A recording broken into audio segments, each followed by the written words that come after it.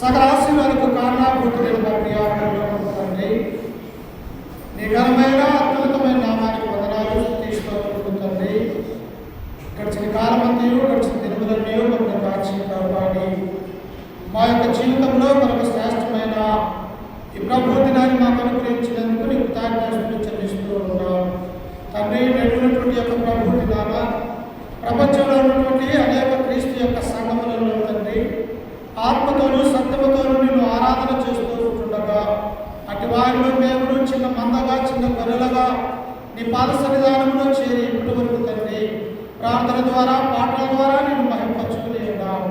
ఇదిగో తిరిగి అయా నీ యొక్క వాక్యాన్ని ధ్యానించబోతూ ఉంటుండగా నిలవబడ్డటువంటి నేను నిరంతర మాత్రమే తండ్రి. ఇదిగో విడిచినటువంటి నీ బిడ్డల యొక్క హృదయాలను తెరిచి అయా మేమందరం కూడా నీ యొక్క వాక్య ప్రకారం ప్రవర్తించుటకు సహాయం చేయండి తండ్రి. ఇదిగో అంధకార శక్తుల్ని సైతాన శక్తుల్ని అయా నిద్ర శక్తుల్ని మీరు దూరపరచండి తండ్రి. జరగబోయే తండ్రి వాక్య పరిచర్య అంతట్లో మీరే తోడుగా నీడగా ఉండి మమ్మల్ని నడిపించగలరని ఈ మానవుడు మా రక్షకుడు మాకు పోయిన యేసు పరిశుద్ధ నామమున ప్రార్థించి అడిగి వేడుకుంటున్నాను తండ్రి. ఆమేన్. క్రీస్తునందు ప్రభు దినాన కూడి వచ్చిన సకల పరిశుద్ధులను చిన్నపిల్లలని మన రక్షకుడు ప్రభు అయినటువంటి యేసు క్రీస్తు నామమున మీ అందరికీ వందనాలు తెలియజేస్తూ ఉన్నాను. మరి గతించిన ఆదివారం నుంచి ఒక ఆదివారం వరకు దేవుడు మనలందరినీ కూడా కాచి కాపాడి తన రెక్కల కింద భద్రపరిచి ఈ రీతిగా మరొకసారి ఆయన యొక్క సన్నిధానంలో చేరి ఆయన్ని స్తుతించుకొని ఆయన కనపరుచుకునే గొప్ప భాగ్యాన్ని దేవుడు మనకు అనుగ్రహించిన విధానాన్ని బట్టి దేవుడి సన్నిధిలో మనం ఎల్లప్పుడూ కూడా ఉండాలి అని గ్రంథం మనకు సెలవిస్తుంది. అయితే పిల్లలా గతించిన 2 వారాల నుంచి మనం ఏం నేర్చుకుంటూ ఉన్నాం? సంసోను న్యాయాధిపతి సంసోను గురించి మనము నేర్చుకుంటూ ఉన్నాం. ఎక్కడి వరకు నేర్చుకున్నాము అంటే సంసోను యొక్క తల్లిదండ్రులు దేవుడంటే భయము భక్తి విశ్వాసము కలిగినటువంటి వారిని మనం నేర్చుకుని ఉన్నాం. ఆ తర్వాత సంసోను దేవుని యొక్క ఆజ్ఞను అతిక్రమించాడు వివాహ విషయంలో. అలాగనే తల్లిదండ్రుల యొక్క మాటలు వినలేదు. అలాగా తన మొట్టమొదటి వివాహము ఎక్కడ జరిగించుకున్నాడు అంటే ఫిలిష్తీయుల యొక్క దేశం వెళ్ళి అక్కడ ఒక స్త్రీని వివాహం చేసుకున్నటువంటి వాడిగా గతించిన ఆదివారంలో మనం ఆ యొక్క వివాహం గురించి మనం నేర్చుకుని ఉన్నాం. ఆ తర్వాత ఆ వివాహం ద్వారా అనేకమైనటువంటి శ్రమలు అనేకమైనటువంటి బాధలు తన యొక్క జీవితంలో చూసినట్టుగా ఆ తర్వాత ఆమెతో పాటు విడిపోయినటువంటి వారిగా మరి సంసోనుని మనం చూడగలుగుతూ ఉన్నాం. ఈ యొక్క మధ్యాహ్నకాల సమయంలో ప్రియులారా సంసోను దేవుని యొక్క ఆజ్ఞలు అతిక్రమించినప్పటికీ కూడా తల్లిదండ్రులతో లోబడకుండా వారి యొక్క మాటలు అతిక్రమించినప్పటికీ కూడా సంసోనును దేవుడు ఎన్నుకున్నటువంటి విషయము ఒక ఉద్దేశం ఉన్నది. సంసోను దేవుడు ఎన్నుకోవట్లు అన్నటువంటి విషయాన్ని మనం ఆలోచన చేయాలి. ఏంటి ఆ యొక్క ఉద్దేశము? ఇశ్రాయేలు ప్రజలందరూ కూడా ఎవరికి బానిసలుగా ఉన్నారంటే ఫిలిష్తీయులకు బానిసలుగా ఉన్నారు. వారి బాధ ఎంతో తీవ్రమైనటువంటిగా ఉంటూ ఉన్నది. అప్పుడు దేవుడు ఇశ్రాయేలు ప్రజలను ప్రేమించి ఫిలిష్తీయుల యొక్క ఆ యొక్క దేశంలో నుంచి వారి జనాంగాల నుంచి రక్షించడానికి రక్షకుడే ఈ సంసోను అన్నటువంటి ఆ సత్యాన్ని మనం గ్రహించాలి. ఎందుకు దేవుడు సంసోను ఆయన్ను పుట్టించాడు ఈ లోకంలోనికి అంటే ఇశ్రాయేలుని నడిపించడానికి, ఇశ్రాయేలుని కాపాడటానికి, ఇశ్రాయేలుకి రక్షకుడిగా ఉండటానికి ఒక న్యాయాధిపతిగా దేవుడు సంసోను నిర్ణయించుకున్నాడు అన్నటువంటి సత్యాన్ని మనం ఆలోచన కలిగి ఉండాలి. అందుకనే ఈ యొక్క మధ్యాహ్నకాల సమయంలో కూడా సంసోను ఎలాంటి వాడంటే ఇన్ని చేసినప్పటికీ కూడా ఆయన గొప్ప ప్రార్థనాపరుడుగా మనకు బైబిల్లో కనిపిస్తూ ఉన్నాడు. చూడండి ఒకసారి ఎలాంటి వాడంట గొప్ప ప్రార్థనాపరుడుగా ఉంటున్నట్టుగా మనము చూస్తూ ఉన్నాం. చూడండి పరిశుద్ధ గ్రంథంలో నుంచి మనము చూసుకుంటే ఒకసారి న్యాయాధిపతుల గ్రంథము 15వ అధ్యాయము, న్యాయాధిపతుల గ్రంథము 15వ అధ్యాయము 18వ వచనాన్ని మనం చదువుకుందాం. చూడండి బైబిల్స్ ఉన్నటువంటి వారు.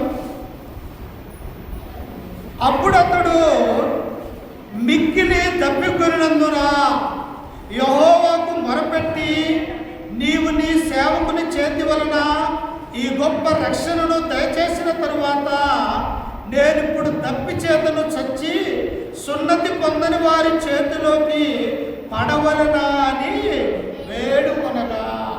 ఎలా ఉన్నటానా? ఒక పచ్చి గాడిద దవడతోటి ఎంతమందిని చంపేశారని మనం తెలుసుకున్నాము.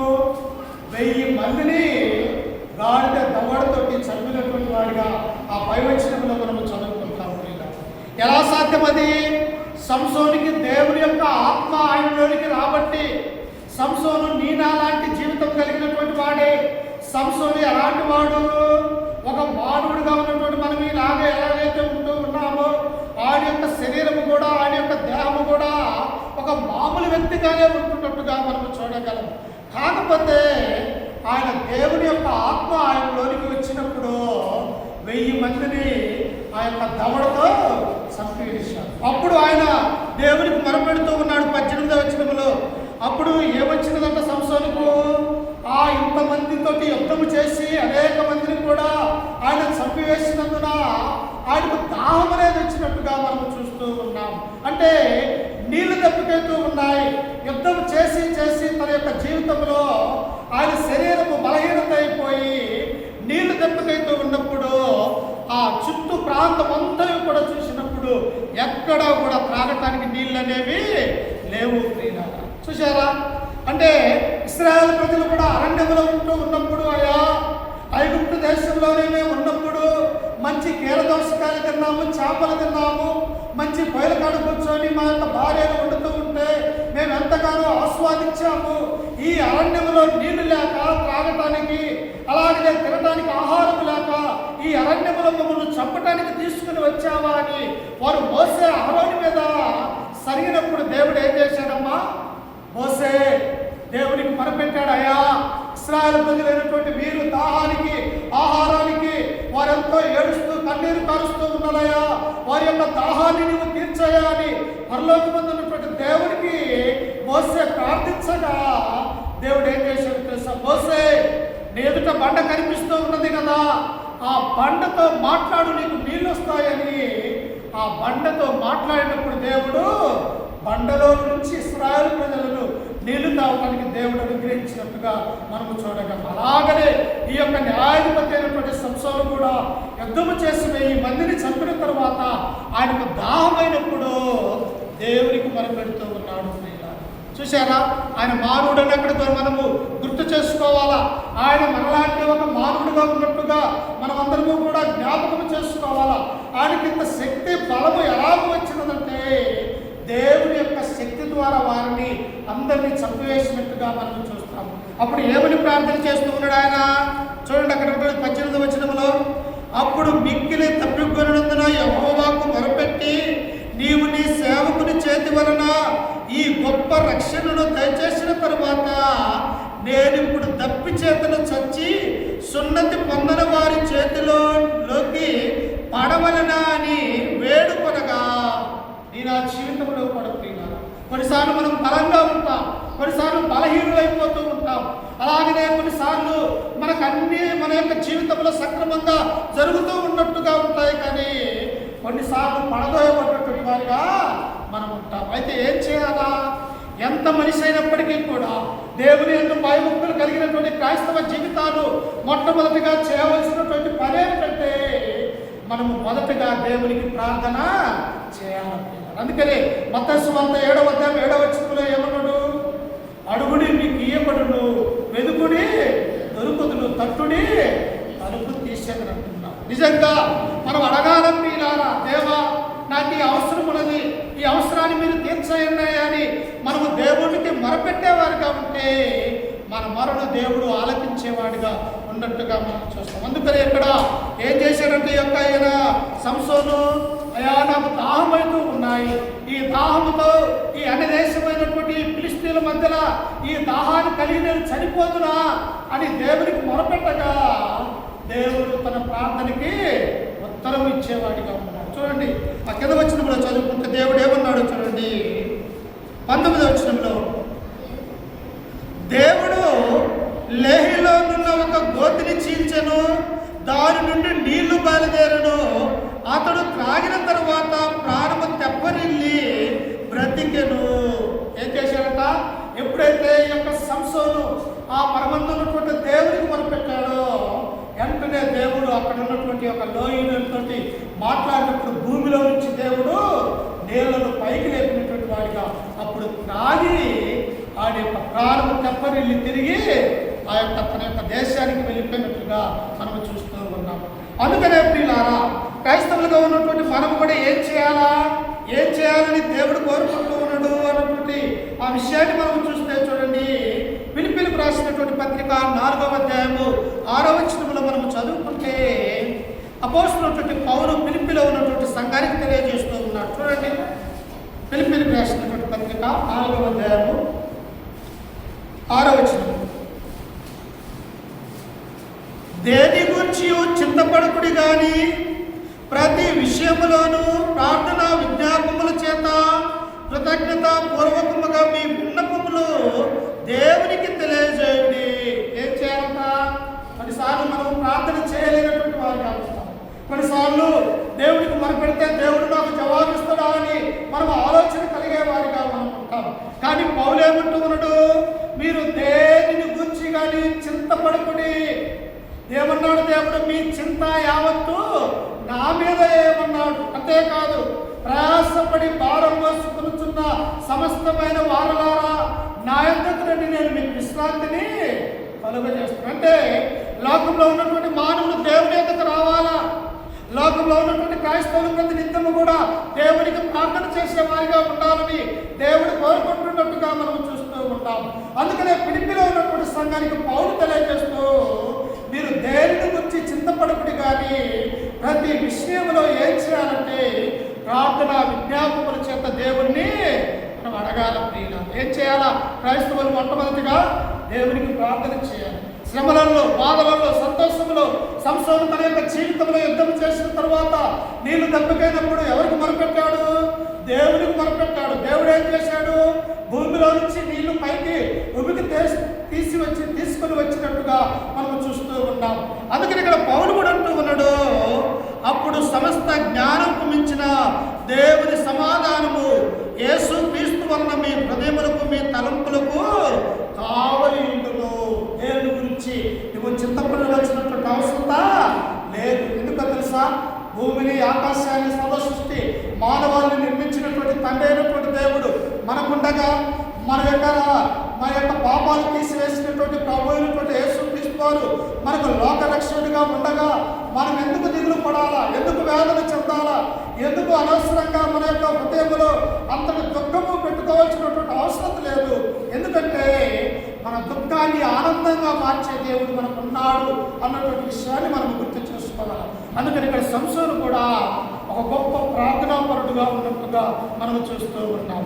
అయితే తన యొక్క జీవితంలో ఒక భయంకరమైనటువంటి విషయాన్ని మనం ఈ మధ్యాహ్నకాల సమయంలో చూడబోతూ ఉన్నాం. అది వినడానికి కూడా చాలా బాధాకరమైనదే.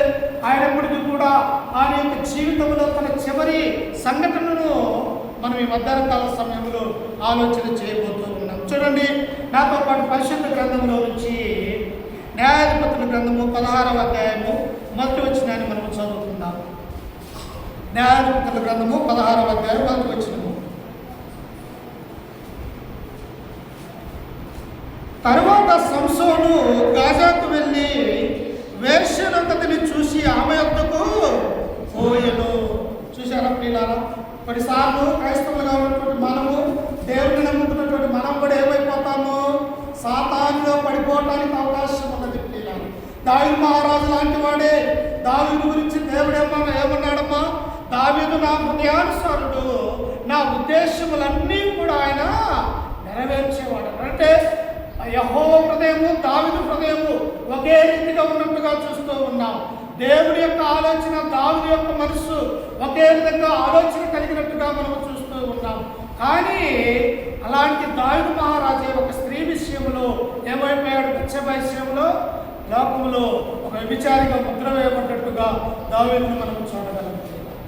ఇలా ఇక్కడ కూడా సంసోను ప్రార్థనాపరుడుగా ఉన్నాడు. సంసోను దేవునికి ఇష్టమైనటువంటి కుమారుడుగా ఉన్నాడు. సంసోను ఇశ్రాయేలు ప్రజలను రక్షించే రక్షకుడుగా ఉన్నాడు. కానీ తన యొక్క శరీరము, తన యొక్క ఆలోచనలు దేవుడి నుండి దూరమైపోయి ఎక్కడికి వెళ్ళాడంట? ఆ యొక్క ఫిలిష్తీ దేశంలో ఉన్నటువంటి ఒక పట్టణానికి వచ్చి ఒక వేశ్య దగ్గరికి వెళ్ళాడు. వేశ్య అనగా భర్త లేనటువంటిది. వేశ్య అనగా భర్తుండి కూడా పాపం చేసేటువంటి, అంటే వేశ్యలో అనేక రకాలుగా కూడా తన యొక్క జీవితాన్ని నాశనం చేసుకున్నటువంటి వారిగా మనం చూడగలం. అందుకనే గ్రంథం ఏమంటూ ఉన్నది వారి గురించి? చూడండి, నాతో పాటు పరిశుద్ధ గ్రంథంలో నుంచి మనము చదువుకుంటే సామెతల గ్రంథము 2వ అధ్యాయం 12వ వచనంలో వారి గురించి ఏమని ఉన్నదో ఒకసారి చూడండి. సామెతల గ్రంథము 2వ అధ్యాయము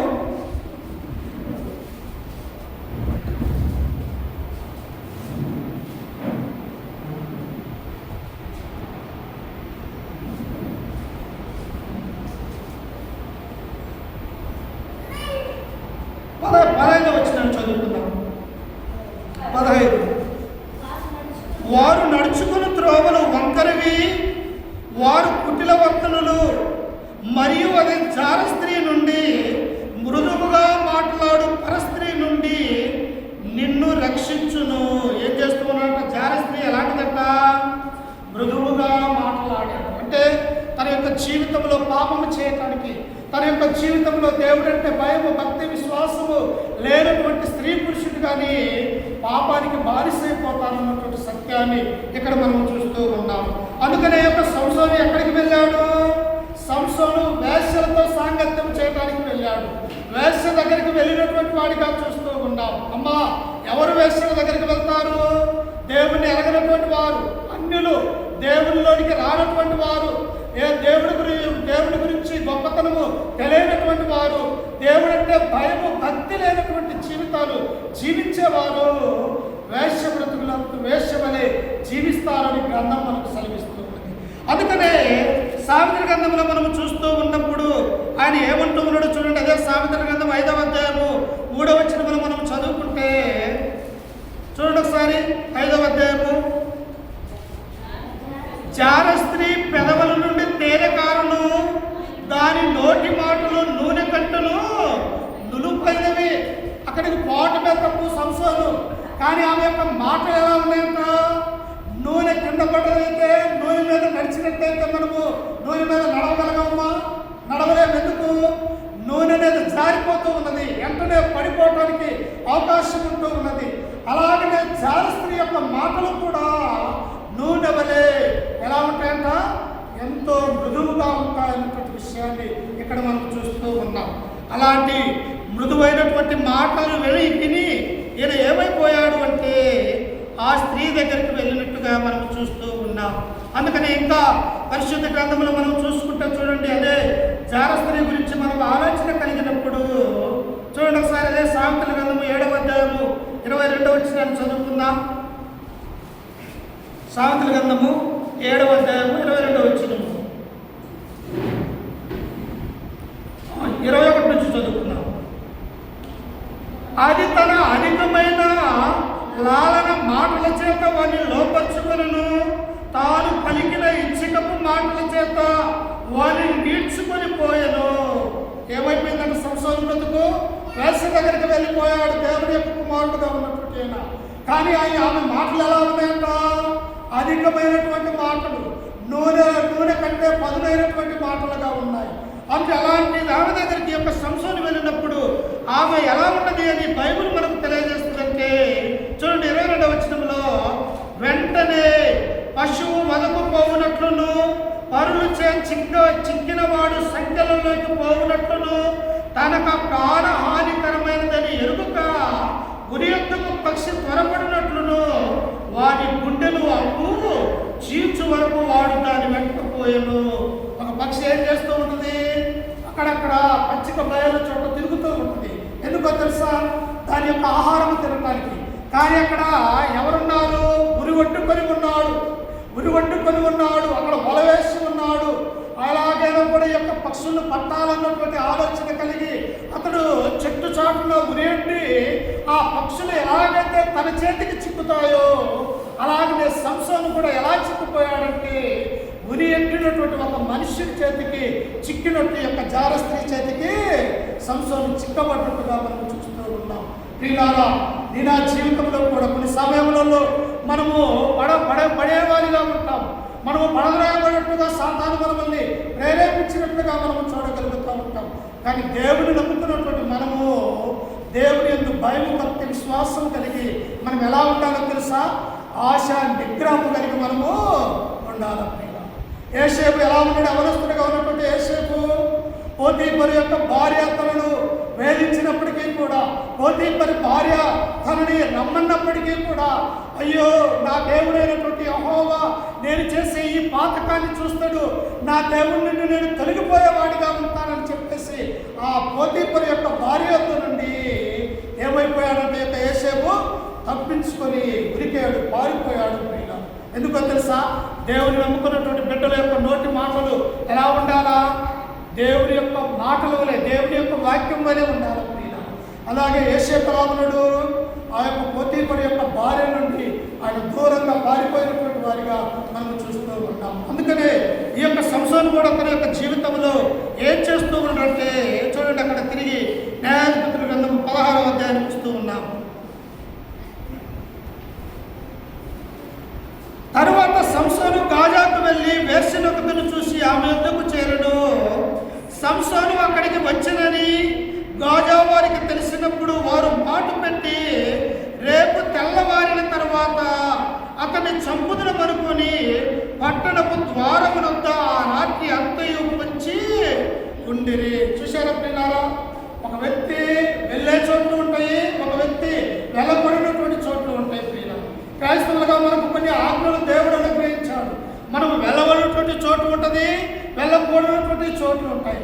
మాట్లాడేటువంటి మాటలు ఉంటాయి, మనము మాట్లాడేటువంటి మాటలు కూడా మన యొక్క హృదయంలో ఉంటాయి. అంటే దేనిని బట్టి మనము ఈ యొక్క లోకములో మనము నడుచుకోవాలా? దేవుని చిత్త ప్రకారం, దేవుని ఆలోచనల ప్రకారం, దేవుడు నాయనల వారి యొక్క సంకల్పము ఏమై ఉన్నది అని దేవుని సంకల్ప ప్రకారము మనం నడుచుకున్నట్లయితే ఇలాంటి సంసోను వేశ్య చేతికి చిక్కినట్టు మనము కూడా చిక్కకుండా ఉండాలి. అంటే దేవుల్లో ఉండాలి. ఎప్పుడైతే ఆమె దగ్గరికి వెళ్ళారో ఇక్కడ స్త్రీలందరూ, సర్దారులందరూ కూడా కాపు కాసుకొని ఉన్నాడు. ఇతడు మనల్ని అనేక మందిని గాడిద దవడ ఎంతో మనల్ని చంపాడు, మన యొక్క దేశంలోనికి వచ్చి మన వారిని చంపాడు కనుక ఇతన్ని ఎలాగైనా మట్టి పెట్టాలన్నటువంటి ఆలోచన కలిగి ఇతను వేష దగ్గర ఉన్నాడని వారు గుర్తెరిగినప్పుడు వారందరూ కూడా తెల్లవారులు కూడా అతని కొరకు కాపలా కాసి ఉన్నాడు. కానీ ప్రియులారా, దేవుడిని నమ్ముకున్నటువంటి బిడ్డ కదా, దేవుడి చేత ఏర్పరచుకున్నటువంటి బిడ్డ కదా, వెంటనే దేవుడు ఆ యొక్క సంస్థలకు తెలివినిచ్చి తనున్నటువంటి ఆ యొక్క దారబంధాలను తీసుకొని కూడా ఆయన తన దేశంలోనికి వెళ్ళిపోయాడు. చూసారా? అంటే మానవాళికి కూడా అతీతమైనటువంటి వాడిగా ఉన్నాడు. మానవుకు ఉన్నటువంటి బలం వేరు, దేవునికి ఉన్నటువంటి బలం వేరుకున్నట్టుగా చూస్తూ ఉన్నాం. ఆ వేశ్యలో ఉన్నటువంటి ఆ ఇంటిలో ఉన్నటువంటి దారబంధాలను సైతము తన చేతికి తీసుకొని అరణ్య మార్గంలోకి వెళ్ళి దాక్కున్నటువంటి వాడిగా మనం చూస్తాం. అమ్మా, ఎప్పుడు దాక్కుంటాము? మనం ఎప్పుడు ఈ లోకంలో మరి ఇతరుల ద్వారా మాట్లాడతాము? ఎప్పుడు ఇతరులు మనల్ని మాటలతో హింసిస్తారు అంటే మన ప్రవర్తన సరిగా లేనప్పుడు మనము దాక్కునే వారిగా ఉంటాం. ఆదాము కూడా దేవునికి దూరం అయిపోయి దాక్కున్నటువంటి వారిగా చూస్తాం. ఆదామా, నీవెక్కడ ఉన్నావు అన్నప్పుడు ఇదిగో నేను ఈ చెట్టు చాటున దాక్కున్నాను అన్నాడు. ఎందుకు? తినవద్దన్నటువంటి పండు తిన్నాడు. దేవుని యొక్క ఆజ్ఞ అతిక్రమించేవాడిగా ఉన్నాడు. దేవుని యొక్క సంకల్పాన్ని వ్యతిరేకించేవాడిగా ఉన్నాడు. కాబట్టి తినవద్దన్నటువంటి ఆ పండును తిన్నప్పుడు వారిరువురు ఏమైపోయారు? దిగంబరులుగా కనిపిస్తూ ఉన్నారు. అలాగనే నీ నా జీవితంలో కూడా దేవుని నుండి దూరమైపోతే ఏమైపోతామో తెలుసా? మన జీవితం కూడా దిగంబరత్వంగా ఉంటుంది అని గ్రంథం మనకు సెలవిస్తూ ఉన్నది. అందుకనే సంసోను తన యొక్క జీవితంలో వేష దగ్గరకు వెళ్ళి ఆ ఫిలిష్తీయుల చేతులలో పడకుండా తిరిగి దేవుడు ఆ సంసోను కాపాడినటువంటి వాడిగా మనం చూస్తూ ఉన్నాం. నిజంగా మన జీవితంలో దేవుడు కాపాడట్లేదా? మన యొక్క జీవితంలో దేవుడు ఉన్నతమైనటువంటి స్థానం మనకి ఇవ్వట్లేదా? మనము అనేక మార్లు ఈ లోకంలో పడిపోయినప్పటికీ కూడా నా యొక్క కుమారులు కుమార్తెలు నా నుండి దూరమైపోతూ ఉన్నారు, వారిని ఎలాగైనా తిరిగి నా యొక్కకు తెచ్చుకోవాలన్నటువంటి ఆలోచన దేవుడు చేసి మనల్ని అనేక మార్లు కూడా తన యొక్కకు దేవుడు పిలుచుకుంటూ ఉన్నాడు. ఈ విషయాన్ని మనం గమనించాలి. ఈనాడు అలాగా పడిపోయినటువంటి వారు తిరిగి లేవకపోతే ఆ యొక్క ఆత్మ వారి యొక్క శరీరం ఎక్కడికి వెళ్ళిపోతుంది? నేరుగా పాతాళానికి వెళ్ళటానికి అవకాశం అనేది. వెంటనే తన తప్పును తాను తెలుసుకోగలక ఇంకా మరొక తప్పు మీద తప్పు, మరొక తప్పు మీద తప్పు, దేవుడి నుండి దూరం అయిపోయే స్థితిలో ఈ సంసారం ఉంటున్నట్టుగా మనం చూస్తూ ఉన్నాం.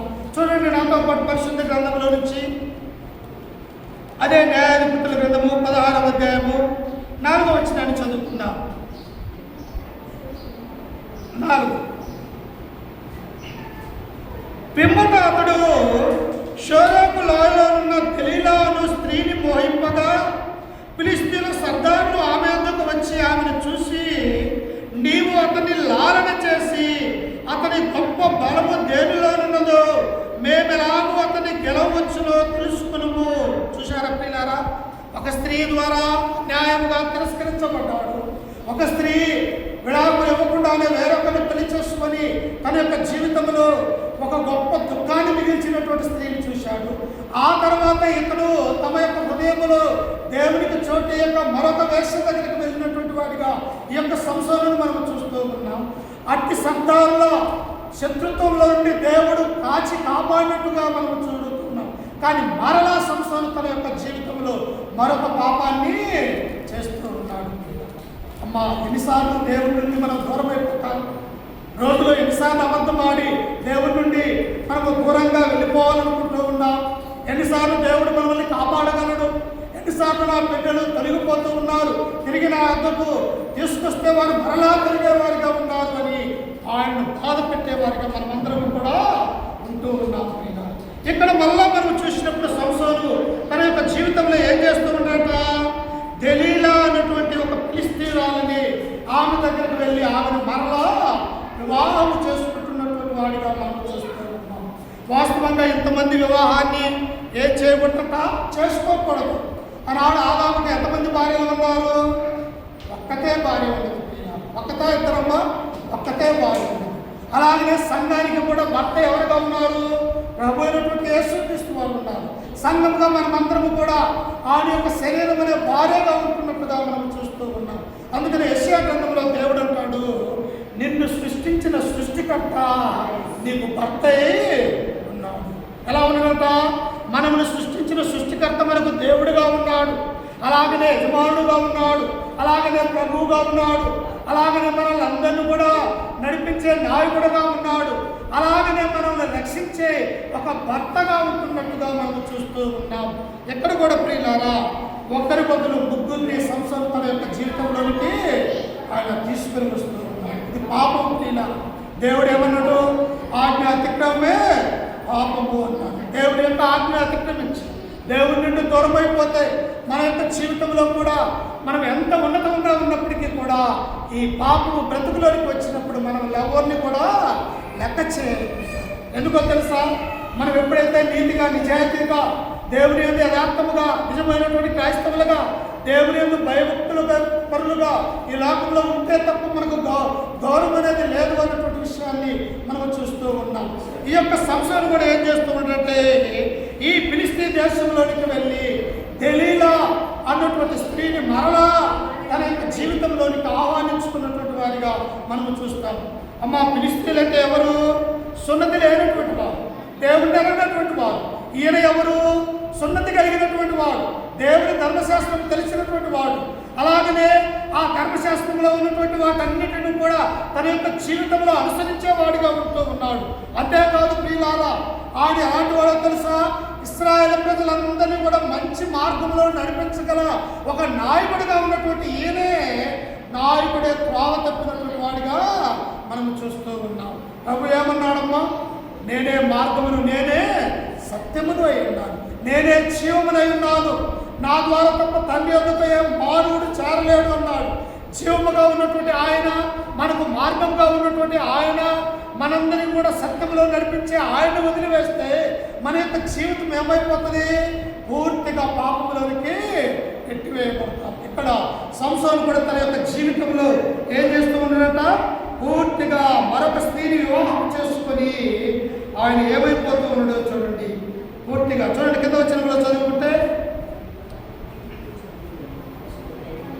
6వ వచనం, 16వ అధ్యాయం 6వ వచనం. కాబట్టి దెలీలా, నీ మహాబలము దేనిలోనున్నదో, నిన్ను దేని చేత కట్టి బాధింపవచ్చునో నాకు దయచేసి తెలుపుమని సంసోనుతో అనగా. చూశారా, ఈ స్త్రీ కూడా దుర్మార్గంగా కనిపిస్తుంది. మరి ఏం చేయాలా? భర్తకు భార్య ఎలా ఉండాలా? మేలుకరంగా ఉండాలా, మేలు చేసేదిగా ఉండాలా, కీడు చేసేదిగా ఉండకూడదు భార్య. కానీ యొక్క సంసోను తన యొక్క జీవితంలో 3వ వారిగా ఉన్నటువంటి ఈ యొక్క స్త్రీ ఏం చేస్తూ ఉన్నది?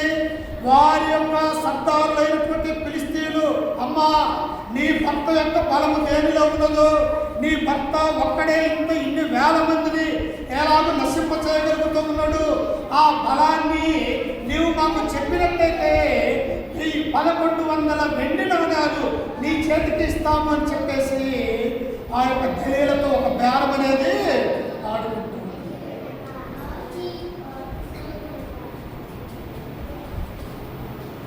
కానీ ఈ స్త్రీ తన భర్త విషయమై మేలు కోరుకోవట్లేదు. ఏమడుగుతూ ఉన్నదంట? సంసోను, అయ్యా నీ బలము దేనిలో ఉన్నది? ఇదిగో 300 నక్కల్ని నిప్పు పెట్టించి ఫిలిష్తీయుల యొక్క పొలాలన్నీ కూడా నాశనం చేశావు. ఇదిగో పచ్చి దవడ ఎముకతో 1000 మందిని నువ్వు ఎలాగూ చంపగలిగినావు. అలాగనే సింహాన్ని, ప్రథమ సింహాన్ని నువ్వు ఏమి లేకుండా నీ చేత్తో ఎలా చీల్చగలిగినావు? ఏంటి నీకున్నటువంటి ఆ బలము ఏంటి అని చెప్పేసి తన యొక్క భార్య భర్తని అడుగుతూ ఉంటుంది. అప్పుడు ఏమంటూ ఉన్నాడో చూడండి, కింద వచనంలో.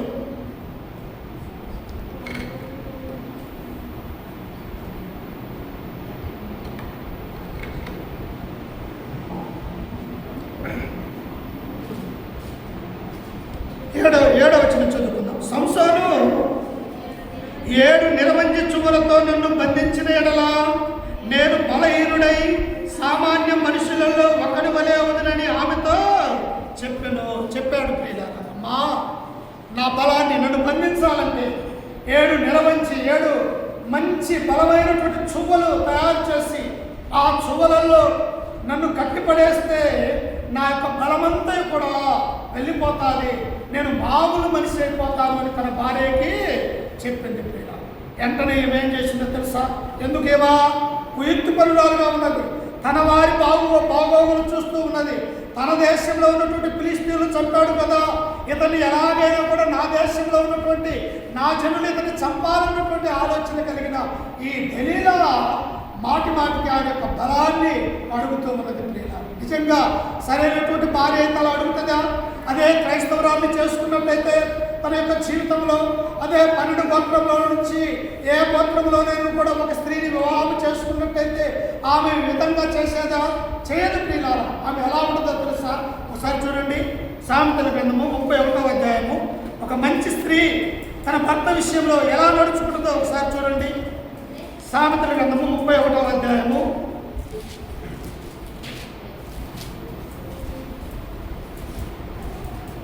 10వ వచనాన్ని చదువుకుందాం. 31:10. గుణవతి అయిన భార్య దొరుకుట అరుదు, అట్టిది ముత్యము కంటే అమూల్యమైనది. ఈమెకు గుణం ఉందమ్మా, ఈమెలో గుణము లేదు, మంచి బుద్ధి లేదు, మంచి వివేకం లేదు, దేవుడంటే అసలు భయమే లేదు, విగ్రహారాధికురాలుగా ఉంటున్నట్టుగా దెలీలాను మనము చూస్తాం. అందుకని ఇక్కడ బెత్షెబా అంటూ ఉన్నది, నా కుమారుడైనటువంటి సొలొమోను నీ జీవితంలో ఇంతమంది మహిళలని ఒక భార్యలుగా ఉపపత్రులుగా చేసుకొని దేవుని నామానికి నీవు అవమానం తీర్చగలవా? ఎందుకు నీకు ఇంతమంది అవసరం లేదు. అందుకే ఆ విషయం ఆయన తెలియజేస్తూ ఉన్నది, గుణవతి అయిన భార్య దొరుకుట వరకు అట్టిది ముత్యము కంటే అమూల్యమైనది. స్త్రీని దేనితో దేవుడు పోల్చాడు తెలుసా? ముత్యం ఎలాంటిది? ఎంతో వెలగెట్టినా కూడా దొరకనటువంటిది. బంగారం అన్న దొరికింది కానీ, వెండన్న దొరికింది కానీ, దానికంటే వెలగలిగినటువంటిది ముత్యము అన్నాడు. అలాగే ఒక మంచి భార్య లేకపోతే మంచి స్త్రీ, దేవుని యందు భయభక్తులు కలిగినటువంటి స్త్రీ ఎలాంటిదని దేవుడు పోల్చాడు? ముత్యము కంటే అమూల్యమైనది అని స్త్రీని గురించి పోల్చాడు. అయితే అలాంటి స్త్రీ ఏం చేస్తుందంట? చూడండి 11వ వచనంలో, ఆమె పెనిమిటి ఆమె యందు నమ్మకయించును, అతని లాభ ప్రాప్తికి వెళితే కలగదు. మంచి స్త్రీ, గురువు కలిగినటువంటి లక్షణాలు కలిగినటువంటి స్త్రీ, దేవుని యందు భయభక్తులు కలిగినటువంటి స్త్రీ భర్తకి ఏం చేస్తుంది? ఆమె నా భర్తకు నేను చేసే పనుల వల్ల ఎలాంటి లాభం కలుగుతుంది, నేను చేసే పరిచర్య వలన, లేకపోతే నేను ఈ లోకంలో బ్రతుకు వలన, లేకపోతే నేను కుమార్తెలు పెంచే విషయంలోన నా భర్తకు నేను కిరీటముగా ఉండాలి అంటే నా జీవితంలో నేను ఏం చేయాలి అని చెప్పేసి గుణవతి కలిగినటువంటి భార్య ఆలోచించగలిగినటువంటి క్రియలు. అందుకని ఇక్కడ సామెతల గ్రంథంలో మనకు జ్ఞాని అయినటువంటి సొలొమోను తెలియజేస్తూ ఉన్నాడు, అయ్యా నా జీవితంలో నేను 1000 మందిని వివాహం ఆడినప్పటికీ కూడా ఆ స్త్రీలందరూ నన్ను ఈ లోకంలోనికి తోసివేసే వారే ఉంటారు, కానీ వారందరికంటే కూడా ఒక్క స్త్రీ పురుషుడికి సరిపోతుంది. ఆ స్త్రీ ఎలా ఉండాలి అంటే మంచి గుణలక్షణాలు కలిగి ఉండాలి అని మనం ఇక్కడ చూస్తూ ఉన్నాం. అందుకనే గుణవంతులైనటువంటి ఆ భార్య, దేవుని యందు భయభక్తులు కలిగినటువంటి స్త్రీ తన భర్తకి ఏం చేస్తుంది? ఎక్కడా కూడా వెలితి లేకుండా చూసుకునే స్త్రీగా ఉంటూ ఉన్నది. అంతేకాదు ప్రియులారా, చూడండి ఆ కింద వచ్చిన ఎలా ఉంటుందంటావా? 12వ వచనంలో, ఆమె తాను బ్రతుకు దినములన్నీ అతనికి మేలు చేయను గాని కీడేమియు చేయదు. ఇక్కడ ఏం చేస్తున్నది తెలియలా? తన భర్తకు కీడు చేయాలని చూస్తూ ఉన్నది, ఫిలిష్తీయుల చేతికి అప్పగించాలని చూస్తూ ఉన్నది. అంతేకాదు తన భర్త ప్రాణం పోయినప్పటికీ, తాను విధవరాలుగా కావాలి అన్నప్పటికీ కూడా తన భర్తని చంపడానికి చూస్తున్నటువంటి ఈ స్త్రీని మనం చూస్తూ ఉన్నాం. కానీ గుణము కలిగినటువంటి స్త్రీ, దేవుని యందు భయభక్తులు కలిగినటువంటి స్త్రీ, ఒక క్రైస్తవ యొక్క స్త్రీ ఎలా ఉంటుందంట? తన భర్తకు లాభసాటినే చూస్తుంది, కానీ తన భర్తను మోసము చేయదు అన్నటువంటి సత్యాన్ని మనం చూస్తూ ఉన్నాం. అబ్రహాము యొక్క భార్య శారా ఎలా ఉన్నదంట? ఫరో రాజు ఆమెను తీసుకుని వెళ్ళాడు పెళ్లి చేసుకోవాలి. ఇంత అందగత్య ఈ యొక్క మా యొక్క దేశంలో లేదే, ఇంటి అందాన్ని నేను ఆస్వాదించాలా, ఈమెను నేను పెళ్లి చేసుకోవాలని చెప్పేసి ఆ యొక్క ఫరో రాజు ఆమెను తీసుకుని వెళ్ళినప్పుడు ఆ గుణవతి అయినటువంటి శారా ఎలా ఉన్నదో తెలుసా? దేవుని యందు భయము, భక్తి, విశ్వాసం తిరిగి తన భర్త తన దగ్గరికి అబ్రహాము వచ్చినప్పుడు ఆ భర్తకు ఆయమ ఎలా ఉన్నదంటే లోబడి ఉన్నది, భర్తను ప్రేమించేదిగా ఉన్నది. ఆమె యొక్క భర్తను ఎలా పిలిచేదో తెలుసా? ఆ యొక్క గుణవతి అయినటువంటి శారా. చూడండి కొత్త నిబంధనలో పేతురు రాసినటువంటి మొదటి పత్రిక, ఆమె ఎలా పిలిచేదో, ఎలా ఉండేదో, క్రైస్తవ స్త్రీకి ఉన్నటువంటి లక్షణాలని మనం అక్కడ చూస్తూ ఉన్నాం. పిల్లలు కూర్చోండి, అయ్యా కూర్చోండి. పేతురు రాసినటువంటి మొదటి పత్రిక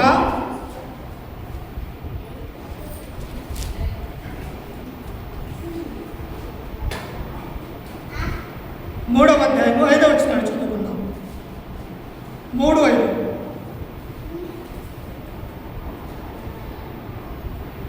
అటువలే పూర్వము దేవుని ఆశ్రయించిన పరిశుద్ధ స్త్రీలను చూశారమ్మా, ఏమన్నారు ఆ స్త్రీల గురించి? పరిశుద్ధమైనటువంటి వారు అంటే దేవుని యందు భయభక్తులు కలిగినటువంటి వారు.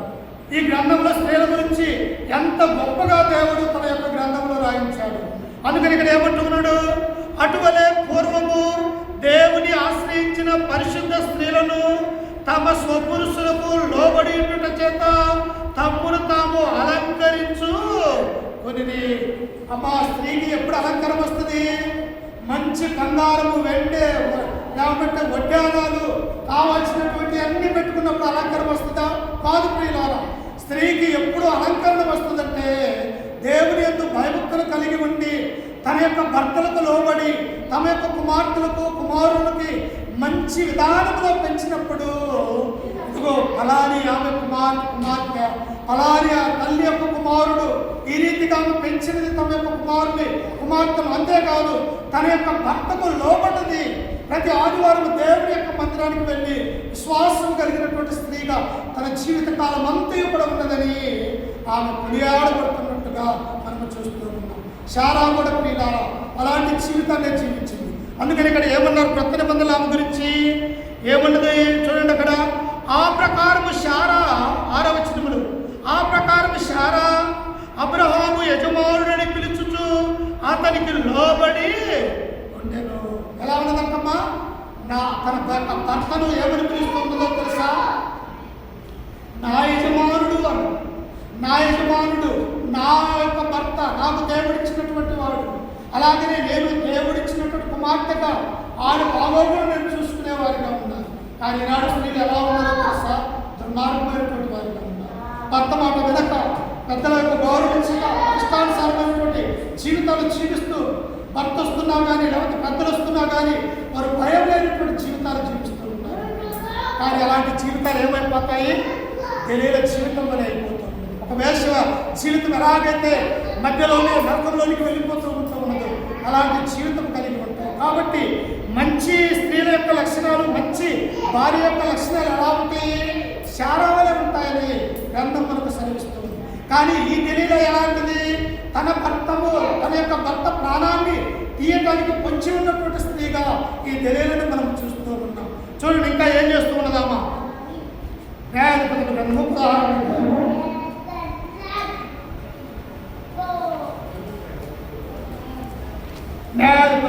16వ అధ్యాయము 8వ వచనాన్ని చదువుకుంటాం. 8. ఫిలిష్తీయుల సర్దారులు 7 నిరవంజి చువ్వలను ఆమె యొద్దకు తీసుకుని రాగా ఆమె వాటితో అతన్ని బంధించెను. మాట నుండి వారు ఆమెతో అంతఃపురములో దిగి ఉండరు కనుక ఆమె సంసోను, ఫిలిష్తీయులు నీ మీద పడుచున్నారని అతనితో అనగా ఏమంటున్నదమ్మా? శారా వచ్చేసి అక్కడ నా యజమానుడు అనే నాది. కానీ ఇక్కడ తెలియలే ఏమంటున్నది? పేరుతో పిలుస్తుంది. అంటే ఒక విశ్వాసం కలిగినటువంటి స్త్రీ ఎలా ఉండాలో, దేవుని యొక్క భయభక్తులు కలిగినటువంటి స్త్రీ యొక్క మాట, నడవడిక, ఆమె విధానం ఎలా ఉన్నదో అక్కడ చూస్తూ ఉన్నాం. అసలు దేవుడు అంటే భక్తి విశ్వాసం కలిగి లేక తన నడవడిక, తన యొక్క మాట తీరు ఎలా ఉంటుందో ఈ గలీలను మనం చూస్తూ ఉన్నాం. ఏం చేసిందంటే తన యొక్క భర్తని ఆ యొక్క చువ్వలతో, నిరచువ్వలతో బంధించింది. వెంటనే ఏం చేస్తున్నదంటే తన యొక్క ఫిలిష్తీయులైనటువంటి తన యొక్క అన్నదమ్ములకి, తన రక్త సంబంధించిన చెబుతుంది, ఇదిగో నేను బంధించాను తన్ని, వచ్చి మీరు చూడండి అని చెప్పేసి వెంటనే ఈ భర్తకి ఏమంటూ ఉన్నది? సంసోను, నీ మీద ఫిలిష్తీయులు పడిపోతూ ఉన్నారు అని మరలా భర్తతో చెబుతుంది. అంటే 2 నాలుక కలిగినటువంటి స్త్రీగా ఉంటూ ఉన్నది, 2 హృదయాలు కలిగినటువంటి స్త్రీగా ఉంటూ ఉన్నది. అందుకనే దేవుడు అన్నాడు, మీరెవరైనా సరే ఏక హృదయాన్ని కలిగి ఉండాలి, ఏకాత్మను కలిగి ఉండాలా. ఎవరు కూడా 2 పడవల మీద ప్రయాణం చేయడానికి అవకాశం అనేది ఉన్నదా అమ్మా? ఎవరైనా 2 పడవల మీద ప్రయాణం చేసి గమ్యాన్ని మనం చేరగలమా? చేరలేము ప్రియులారా. ఏదైనా ఒకదాన్ని మనం ఎంచుకునేవారిగా ఉండాలి. అందుకనే ఏలియా అంటాడు, ఇశ్రాయేలు యొక్క దేశంలోనికి ఆహాబు యజమాని ఉంటూ ఉన్నప్పుడు, ఓ ఇశ్రాయేలులారా, మీరెంత కాలము 2 తలంపులు కలిగి ఉన్నారు. ఇదిగో తండ్రి అయినటువంటి దేవుడు యెహోవా మీకు కావాలన్నా, లేకపోతే ఈ లోకంలో ఉన్నటువంటి అషీరా దేవైనటువంటి ఆ యొక్క దేవత మీకు కావాలన్నా అని అడిగినప్పుడు వారి హృదయాలు ఒక్క వైపే వచ్చినట్టుగా మనం చూస్తూ ఉన్నాం. ఎక్కడ కూడా తెలియదు ఎలా ఉన్నది?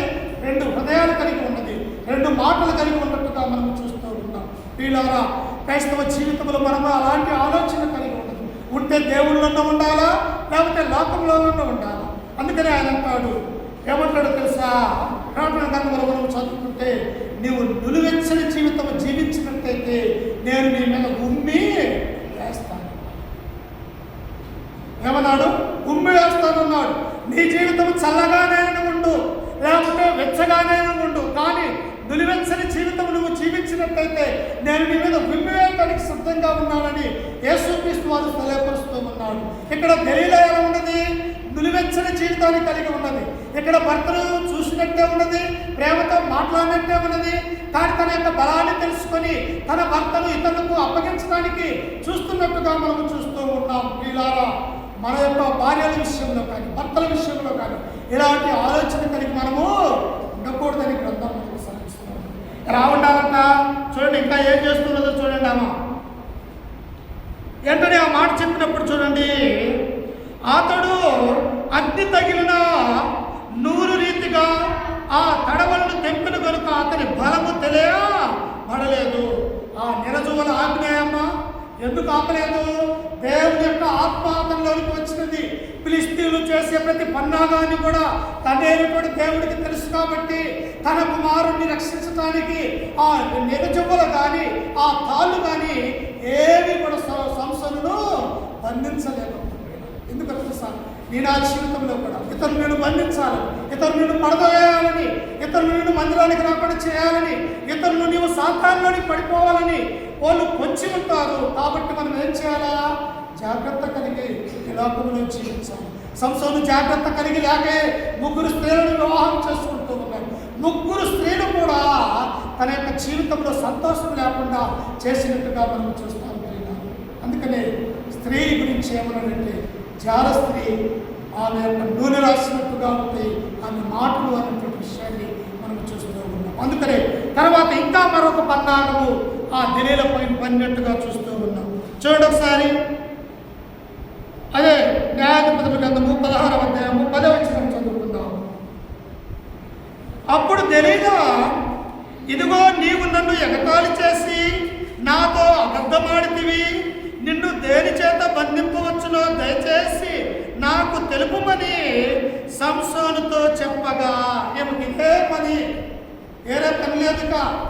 తన భర్తని ఎలాగైనా చంపించాలా, తన వారు బాగుండాలా, తన దేశంలో ఉన్న ఫిలిష్తీయులు బాగుండాలా, తన భర్త యొక్క బలాన్ని ఎలాగైనా కూడా ఆమెను తెలుసుకుని వారికి చెప్పాలా, ఆ 1100 వెండి నాణెంలో తనకు తీసుకోవాలన్నటువంటి ఈ ఆశ కలిగే కొంచెం ఉన్నది. కానీ అసలు నేను ఎందుకు ఇలాగ తప్పించుకొని పోతూ ఉన్నాడు, ఈయన బలమేంటి, ఈయన నమ్ముకున్నటువంటి దేవుడు ఎలాంటి వాడు, ఆ దేవుడిని నేను నమ్ముకుంటే నా మనస్సు నేను మార్చుకోగలేనా ఈ ఆలోచన తెలియచేయట్లేదు. అపోస్తులైనటువంటి ఇస్కరియోతు కూడా ఇలాగనే పొంచి ఉన్నాడు. 3.5 సంవత్సరాల పాటు క్రీస్తుతో తిరిగాడు. ఆయన చేసిన అద్భుతాలు చూశాడు, చూసి క్రియలు చూశాడు, చనిపోయినటువంటి సారి సైతం లేపినటువంటి వాడిగా ఉన్నాడు. తన మాట ద్వారా అనేక మందిని స్వస్థపరిచినటువంటి వారిగా మనం చూస్తాం. ఇన్ని చేసి ఇన్ని చూసినప్పటికీ కూడా ఆయనతో పాటు ఉన్నాడు, ఆయనతో పాటు తిన్నాడు, ఆయనతో పాటు 3.5 సంవత్సరాలు తిరిగాడు. ఆయనను పట్టించడానికి ఏం చేశాడంట? 30 వెండి నాణెలు క్రీస్తుకు బేరం కుదుర్చుకున్నాడు. ఈ తెలియలో కూడా అలాగనే ఉన్నట్టుగా చూస్తూ ఉన్నాం. మన యొక్క జీవితంలో కూడా సత్యం నుండి వదిలిపోయి సత్యానికి లోబడక, దేవుని మన వాక్యం అనే సత్యంలో నిలవబడక, ఇదిగో లోక సంబంధమైనటువంటి అనేకమైనటువంటి వాక్యాల వైపు మనం తిప్పబడినట్టయితే మన యొక్క జీవితం కూడా పూర్తిగా సాతానులోకి వెళ్ళటానికి అవకాశం ఉంటుంది.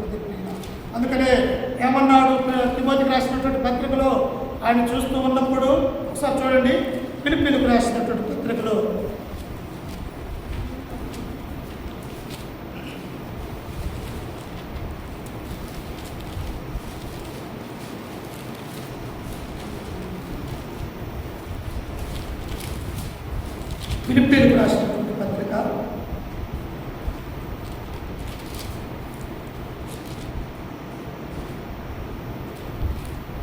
4వ అధ్యాయము 8వ వచనం చదువుతున్నాం.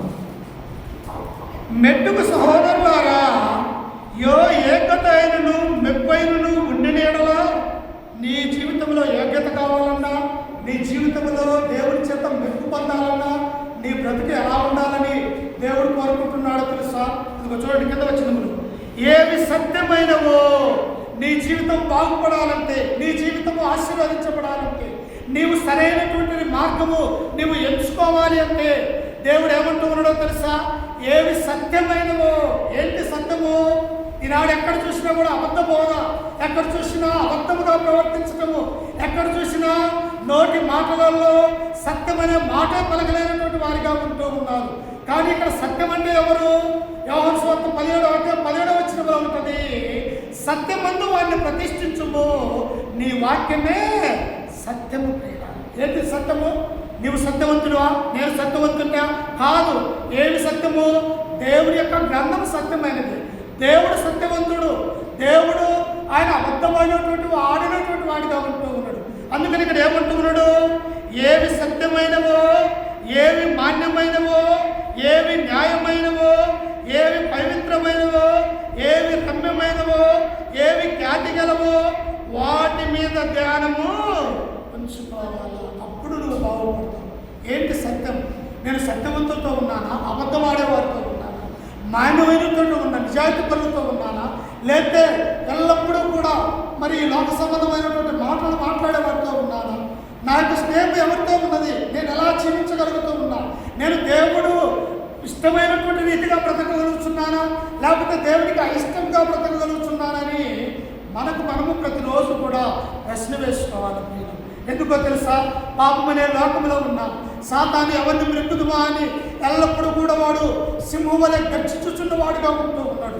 కాబట్టి పాపం అనే లోకంలో, అబద్ధం అనే ఈ లోకంలో, సత్య సంబంధమైనటువంటి వాక్యము లేనటువంటి ఈ లోకంలో మనము సత్యాన్ని పట్టుకొని ఉండాలని దేవుడు కోరుకుంటూ ఉన్నాడు. కానీ సంసోను ఏం చేశాడు? సత్యమైనటువంటి దేవుని వదిలివేశాడు. ఇదిగో సాతానుకు సంబంధించినటువంటి ఈ దెలీలాను సంసోను కోరుకున్నట్టుగా మనం చూస్తాం. ఎందుకు శ్రమలు వస్తున్నాయి సంసోనుకు? దేవుడి నుండి తొలగిపోతూ ఉన్నాడు. దేవుడు మనలా కాపాడుతూ ఉన్నాడు. ఇంకా మార్పురుస్తూ పొందుతాడేమో, నా మాట ప్రకారము ఫిలిష్తీయులను నాశనం చేసి ఇశ్రాయేలు ప్రజలకు రక్షకుడుగా ఉంటాడేమో అని ఆయన ఆలోచిస్తున్నాడు. కానీ ఇతని జీవితం అంతా కూడా స్త్రీల చుట్టూ తిరగటమే సరిపోయినది ప్రియులారా. అందుకనే దేవుడు ఏమంటాడు? కత్తి పట్టుకున్న వాడు కత్తితోటే చచ్చిపోతాడు. స్త్రీలతో పెట్టుకున్నటువంటి ఈయన చివరికి ఏమైపోతాడో తెలుసా? ఆ స్త్రీ ద్వారానే చంపబడ్డట్టుగా మనం చూడగలుగుతూ ఉంటాం. చూడండి, న్యాయాధిపతుల గ్రంథము తిరిగి అక్కడికి వస్తే చివరిగా చదువుకుని మనం ముగించుకున్నాము. చూడండి ఒకసారి, న్యాయాధిపతుల గ్రంథము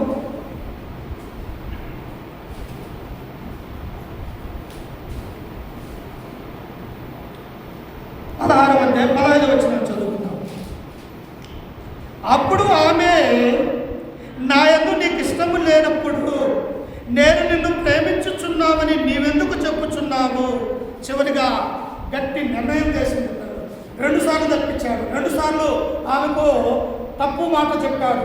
2 సార్లు తప్పించుకున్నాడు. ఇక ఈ స్త్రీ చివరికి ఇతను ఎడితిరిగి సత్యం అనేది చెప్పడు, నాకు ఇతని బలం ఎక్కడ ఉండదో, ఇతనికి ఇంత శక్తి సామర్థ్యాలు ఎలా ఉన్నాయో ఇతను అసలు చెప్పుట లేదు, ఎలాగైనా ఈ యొక్క సంసోను ద్వారా చెప్పించుకోవాలన్నటువంటి ఇదే ఆలోచన కలిగి ఈ స్త్రీ ఉన్నది ప్రియుల. అప్పుడు ఏమంటూ ఉన్నది? అప్పుడు ఆమె, నా యందు నీకు ఇష్టము లేనప్పుడు నేను నిన్ను ప్రేమించుచున్నానని నీవెందుకు చెప్పుచున్నావు? ఇది వరకు నీవు ముమ్మారు నన్ను ఎగతాళి చేసి నీ గొప్ప బలము దేనిలోనున్నదో నాకు తెలపకపోతుందని అతనితో నేను. చూశారా ప్రియులారా? స్త్రీ తలుచుకుంటే రాజ్యాలే కూలిపోయాయి. మానవులు చచ్చిపోవడం పెద్ద విషయం కాదు. కానీ ఏ స్త్రీలు? దేవుణ్ణి నమ్మనటువంటి స్త్రీలు, దేవునికి దూరమైపోయినటువంటి స్త్రీలు. కానీ దేవుని యందు భయభక్తులు కలిగినటువంటి స్త్రీలు ఏమైపోతారు? వారు కొనియాడబడతారని గ్రంథము మనకు తెలియజేస్తూ ఉన్నది. ఈ స్త్రీ ఎలాంటిది? పాపము మాట్లాడగలది, పాపము విషయం కలిగినది, 2 నాలుకలు కలది, 2 హృదయాలు కలగలది, భర్తతో ఒక విషయం చెబుతూ ఉన్నది, ఫిలిష్తీయులతో మరొక విషయాన్ని తెలియజేస్తూ ఉన్నది. ఇక చివరికి ఏం చేస్తూ ఉన్నదంటే, సంసోనును మాట మీద మాట, మాట మీద మాట, నువ్వు నా మీద ఇష్టం ఉండే మాట అయితే, నా మీద ప్రేమ ఉంటే నీ బలాన్ని తెలియజేస్తావు కదా అని మాట మాటగా ఏం చేస్తూ ఉన్నదంటే తన బలాన్ని కోరుకోవాలని చూస్తుంది. ఇంకా చూడండి, కింద వచ్చినప్పుడు ఏమంటూ ఉన్నదామా? 16 వచనం, ఆమె అనుదినము మాటల చేత అతన్ని బాధించి తొందర పెట్టుచున్నందున అతడు ప్రాణము విసిగి చావగోరెను. ఏం చేస్తున్నామో పురుషుడిగా చెప్తాడు. నిన్న ఈ మధ్యకాల సమయంలో ఒక 4 రోజుల క్రితం జరిగిన ఒక సంఘటన ఉంది. హైదరాబాద్లో సాఫ్ట్వేర్ ఉద్యోగం చేస్తున్నటువంటి ఒక భర్త, భార్య, 2 పిల్లలతోటి నెలకు 2 లక్షల రూపాయల జాబ్ చేస్తూ ఉన్నాడు భర్త. నా భార్య నేను బాగానే చూసుకుంటున్నాను అన్నాడు. భార్యకు కావాల్సినటువంటి ప్రతి అన్నీ కూడా తీసుకొని ఆమె ఇంటికానే ఉండేటట్టు చేశాడు. 2 కుమారుని మంచి స్కూళ్ళకు పంపిస్తూ చదివించుకుంటూ ఉన్నాడు. ఉదయం లేచి సాఫ్ట్వేర్ జాబ్ అంటే ఉదయం వెళ్తే కానీ సాయంత్రం వరకు తిరిగి మరలా రాలేనటువంటి స్థితిలో ఉంటుంది. 2 లక్షల రూపాయలు తన ఇంటిలోకి వచ్చి తన భార్యకి ఇస్తూ ఉన్నాడు. కానీ ఆ భార్య ఏం చేసిందో తెలుసా? భర్తను డ్యూటీకి పోనిచ్చి ఈ భార్య యొక్క వ్యభిచారం అనే కొంతలోకి వెళ్ళిపోతుంది. ఈ విషయము ఒకనొక సమయంలో భర్త చూసి, అమ్మాయికి సరైనటువంటి మార్గం కాదు, నీకు ఏం తక్కువ చేశాను అని ఆ భర్త ప్రాధాయపడినప్పటికీ నేను ఇంతే, నా స్థితి ఇంతే అని అన్నప్పుడు అతనంటనే హుస్సేన్ సాగర్ ఈ సాగర్కి వచ్చి కాలంలో పడి చనిపోయాడు. చనిపోయిన తర్వాత ప్రభుత్వం ఊరుకుంటుందా? ఎందుకు ఈయన 2 లక్షలు వచ్చే ఈ జీతం కలిగినటువంటి ఈయన చావడానికి కారణం ఏంటి అని అన్నప్పుడు ఆ కంప్యూటర్స్, ఆ ల్యాప్టాప్లు అన్నీ చూస్తున్నప్పుడు ఈమె చేసిన చీకటి బ్రతుకులన్నీ కూడా పోలీసులకు దొరికి ఇప్పుడు ఆమె అరెస్ట్ చేయబడింది. ఆయన ఏమో చనిపోయాడు, ఇప్పుడు పిల్లలు ఏమైపోయారు? దిక్కులేనటువంటి అంటే ఒక స్త్రీ దేవుని యందు భయభక్తులు కలిగి లేకపోతే, ఒక స్త్రీ ఈ లోకంలో ఉన్నటువంటి నీతి సత్యం అనేది తెలియకపోతే లోకంలో సాతాను ఎన్ని విధాలుగైనా వాడుకుంటుంది. ఇప్పుడు ఏమేమంటూ ఉన్నది? నా మీద నీకు ప్రేమ ఉన్నట్టయితే అసలు నీ బలాన్ని నాకు చెప్పేవాడివి కదా, నన్ను ముమ్మారు నువ్వు మోసం చేశావే, ఎందుకు ఇలా చేశావని ఆమె ఏం చేస్తున్నది? తన ప్రాణాన్ని విసిగిస్తూ ఉన్నది. ఇక చివరికి ఆయన ఆలోచన చేస్తాడు, ఎందుకు ఈ నా భార్య చేతి మాటలు పడటము, నా ప్రాణము పోతే పోయింది లేక నా బలాన్ని, నా శక్తిని తెలియజేస్తాను యొక్క నా భార్యకి అని చెప్పేసి తన ప్రాణాన్ని విసికేటట్టుగా భార్య చేసింది. అలా చేయొచ్చా? ఏమన్నాడు చూడండి ఒకసారి. సామెతల గ్రంథము భార్య గురించి, స్త్రీ గురించి దేవుడు ఏమన్నాడు ఒకసారి.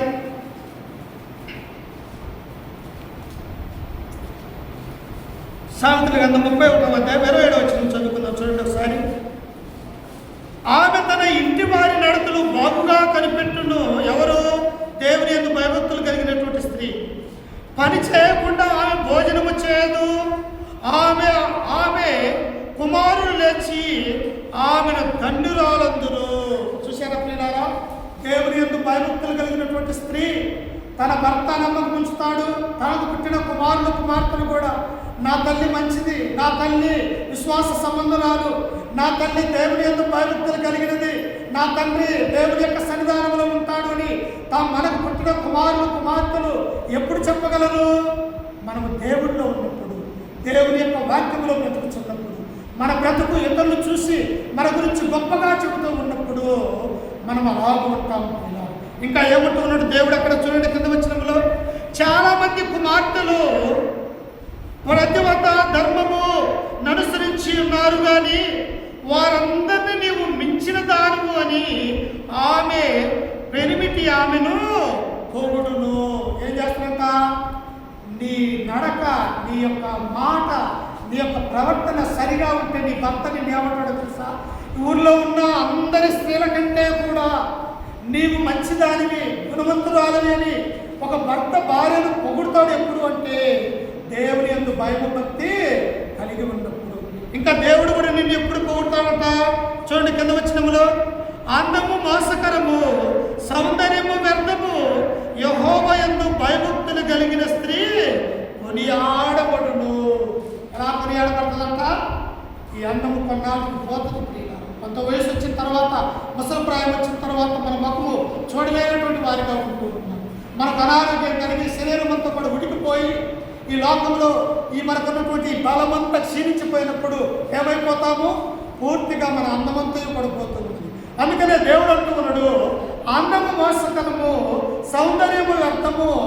ఏమంటూ ఉన్నాడు కింద వచనములో, యెహోవా యందు భయభక్తులు కలిగినటువంటి స్త్రీ కొనియాడబడును. ఎన్ని సంవత్సరాలైనా, తరతరాలైనా దేవుని యందు భయభక్తి, యెహోవా యందు నమ్మకం ఉంచినటువంటి స్త్రీ కొనియాడబడుతుంది. దెలీలా కొనియాడబడుతుందమ్మా? భర్తను హింసిస్తూ, భర్తను బాధ పెడుతూ, భర్తను ఏడిపిస్తూ తన యొక్క జీవితంలో ఆయన ఎలాగైనా కృంగదీయాలా, చంపాలన్నటువంటి ఆలోచన కలిగిన ఈ దెలీలా బాగుపడదు. ఎందుకో తెలుసా? సున్నతి పొందిన ఆయన, దేవుని ఆత్మ కలిగినటువంటి ఆయన, వాగ్దాన పుత్రుడిగా సంసోనుడు దేవుడు తయారు చేశాడు. దేవునికి వ్రతము కలిగినటువంటి వాడిగా ఉన్నాడు. దేవునికి నాజీరు చేయబడినటువంటి వాడిగా, ఫిలిష్తీయులను రక్షించడానికి ఆయన ఏర్పాటు చేసుకున్నటువంటి రక్షకుడిని ఆయన హింసిస్తూ ఉన్నదంటే ఆ స్త్రీ చావు ఎంత భయంకరంగా ఉంటుందో ఒకసారి ఆలోచన చేయండి. అప్పుడు చూడండి, తిరిగి ఎందుకు ఈ బాధ నాకు, ఎందుకు ఈ వేదన అని చెప్పేసి ఆ యొక్క సంసోను ఏం చేస్తున్నాడో చూడండి కింద వచనంలో 17వ వచనం. అప్పుడు అతడు తన అభిప్రాయం అంతయు ఆమెకు తెలియజేసి, నేను నా తల్లి గర్భము నుండి పుట్టినది మొదలుకొని దేవునికి వ్రతము చేయబడిన వాడై ఉన్నాను. నేను ఎలాంటి వాడో తెలుసా? నీవు అనుకుంటున్నటువంటి వాడు కాదు, నీలాంటి నా జీవితము, నా బ్రతుకు, నా గోత్రము ఎలాంటిదో తెలుసా? సృష్టికర్త అయినటువంటి యెహోవా దేవుని యొక్క దైవజనుడిగా నేను ఉంటున్నాను. నేను ఎలాంటి వాడిని తెలుసా? నా యొక్క జీవితంలో దేవునికి వ్రతము చేయబడినటువంటి వాడిని. వ్రతము అనగా తన యొక్క ఈ యొక్క వెంట్రుకలు ఏవైతే ఉంటూ ఉన్నాయో ఆ వెంట్రుకలు తన యొక్క బ్రతుకు జీవితంలో కూడా ఆయన కటింగ్ చేయించుకోకుండా, నాజీరు చేయబడకుండా ఆ వెంట్రుకలు ఎల్లప్పుడూ పెంచుకునేవాడు. ప్రియులారా, వ్రతము చేసిన వాడంటే ఎలాంటి వాడు తెలుసా? ఎక్కడన్నా మరణించినటువంటి వ్యక్తి ఉంటే ఆ మరణించినటువంటి వ్యక్తిని తాకకూడదు వ్రతం చేసినటువంటి వాడు. అంతేకాదు ప్రియులారా, అందరిలాగా మద్యాన్ని తాగకూడదు, ద్రాక్షరసాన్ని అసలే ముట్టుకోకూడదు అన్నటువంటి కొన్ని ఆజ్ఞలు ఉంటున్నట్టుగా మనం చూస్తూ ఉన్నాం. అందుకని అప్పుడు భార్యకు చెబుతూ ఉన్నాడు, ఏమంటూ ఉన్నాడు? నేను నా తల్లి గర్భము నుండి పుట్టినది మొదలుకొని దేవునికి వ్రతము చేయబడిన వాడై ఉన్నాను. నా తల మీదకి మంగళ కత్తి రాలేదు. నా క్షౌరము చేసిన ఎడలా నా బలము నాలో నుండి తొలగిపోయి ఇతర మనుషుల వలె అవుదని ఆమెతో చెప్పాను. విసికి వేసాడిస్తున్నది. ఇప్పుడు తన బలాన్ని, తన యొక్క శక్తిని ఆ సంసోను తన యొక్క భార్యకు తెలియజేస్తున్నాడు. అమ్మా, ఎందుకు నాకు ఇంత శక్తి, ఇంత బలం ఉన్నదో తెలుసా? నేను దేవునికి వ్రతం చేసినటువంటి వాడిని. దేవదూత నా తల్లితో మాట్లాడి ఈ లోకానికి పుట్టడానికి కారకుడుగా చూస్తూ ఉన్నాను. నా తల్లిదండ్రులు దేవుని యందు భయభక్తులు కలిగి ఉన్నారు. నా యొక్క బలము, నా యొక్క శక్తి ఎలా వస్తుందో తెలుసా?